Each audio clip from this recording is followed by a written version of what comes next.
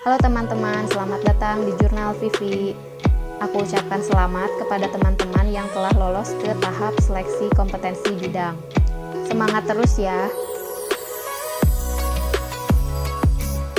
Teman-teman, mohon bantu untuk mendukung channel ini ya dengan cara subscribe, like, dan komen. Terima kasih. Halo teman-teman, apa kabar? Semoga teman-teman dalam keadaan sehat ya. Bagaimana untuk persiapan SKB-nya? Mudah-mudahan teman-teman sudah siap ya. Oke, jadi hari ini kita akan belajar tentang penilaian hasil belajar sesuai dengan Standar Nasional Pendidikan Tinggi, yaitu Permendikbud nomor 3 tahun 2020. Sebelum itu, aku ingetin lagi kepada teman-teman, jangan lupa untuk subscribe channelku, karena aku akan selalu update video materi untuk SKB dosen CPNS. Semoga membantu. Oke, jadi kita akan belajar tentang standar penilaian pembelajaran. Kita mulai ya. Pertama-tama, teman-teman harus memahami dulu arti dari mahasiswa berprestasi akademik tinggi. Beban belajar mahasiswa program Diploma 2, program Diploma 3, program Diploma 4 atau Sarjana Terapan, dan program Sarjana yang berprestasi akademik tinggi atau Indeks Prestasi Semester lebih dari 3 dan memenuhi etika akademik, setelah 2 semester pada tahun akademik yang pertama, dapat mengambil maksimum 2 SKS pada semester berikut. Lalu, mahasiswa program magister terapan, atau program yang setara yang berprestasi akademik tinggi, yaitu Indeks Prestasi Semester lebih dari 3,50 dan memenuhi etika akademik, dapat melanjutkan ke program doktor atau program doktor terapan setelah paling sedikit 2 semester mengikuti program magister atau program magister terapan tanpa harus lulus terlebih dahulu dari program magister atau program magister terapan tersebut.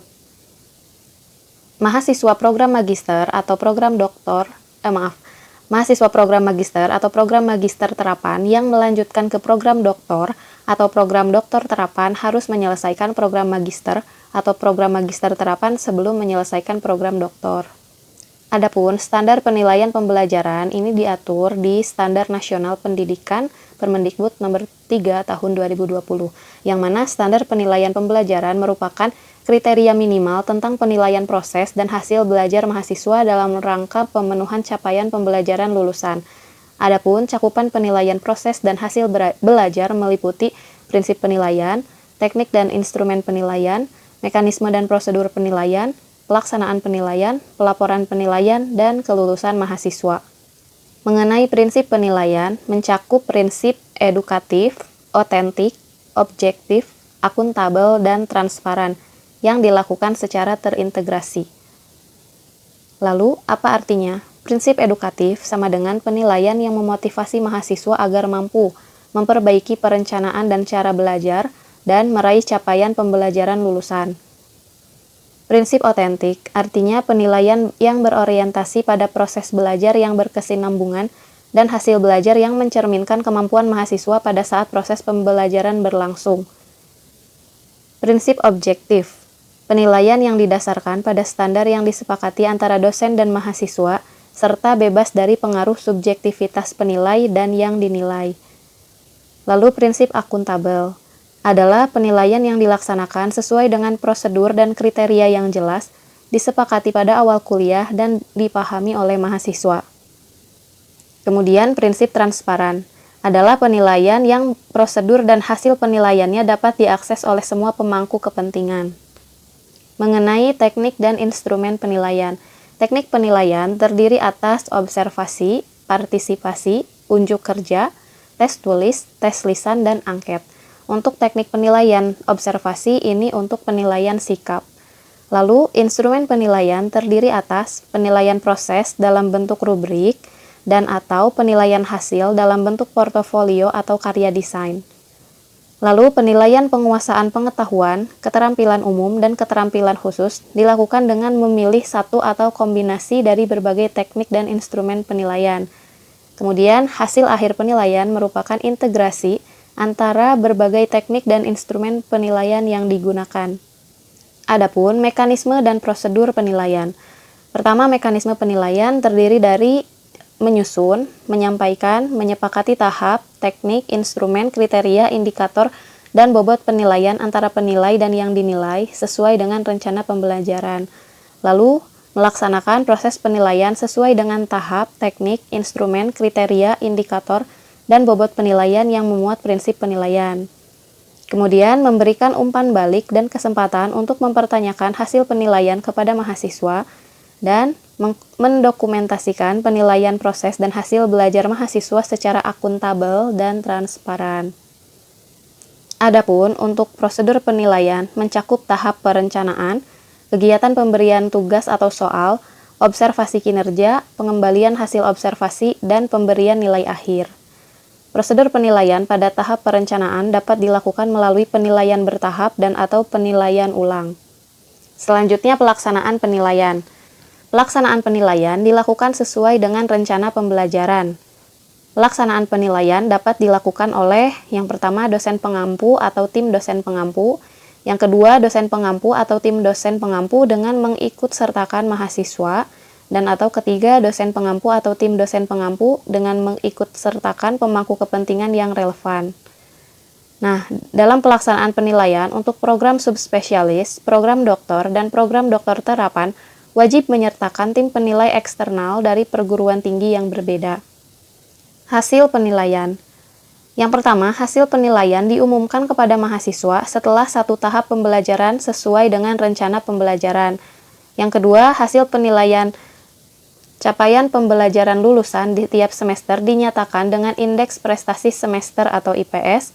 Lalu, hasil penilaian capaian pembelajaran lulusan pada akhir program studi dinyatakan dengan indeks prestasi kumulatif atau IPK. Pelaporan penilaian.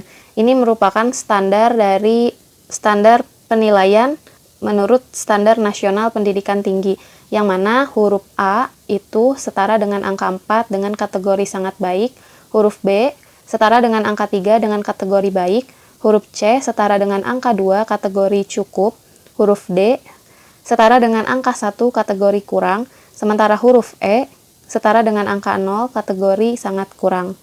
Perguruan tinggi dapat menggunakan huruf antara dan angka antara untuk nilai pada kisaran 0 sampai dengan 4. Jadi bisa aja di tiap perguruan tinggi tidak menggunakan huruf mutu A, B, C, D, E, tetapi misalnya A+, A-, B+, B-, dan seterusnya. Adapun aturan mengenai IPK minimal dan predikat. Untuk program diploma dan sarjana IPK minimal 2. Untuk predikat memuaskan minimal 2,76 sampai 3,0. Untuk predikat sangat memuaskan 3,01 sampai 3,0, dan untuk predikat pujian itu lebih dari 3,50.